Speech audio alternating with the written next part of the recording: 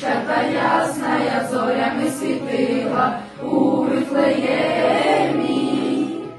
Пречиста діва сина народила в яслах на сіні.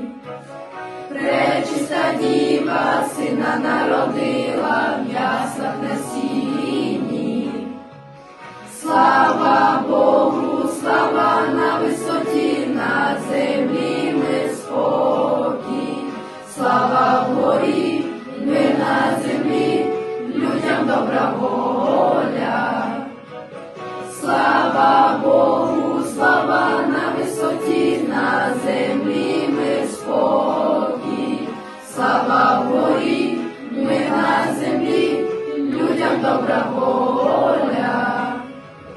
В сяйві великому пастухам у полі ангел з'явився і сповістив, що в вертепі убогім Христос народився.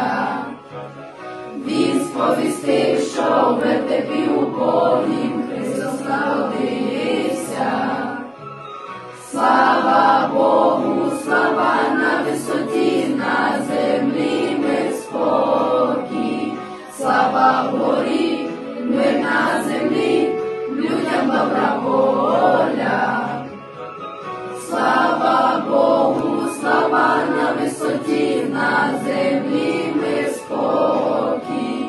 Слава вгорі, мир на землі, людям добра воля.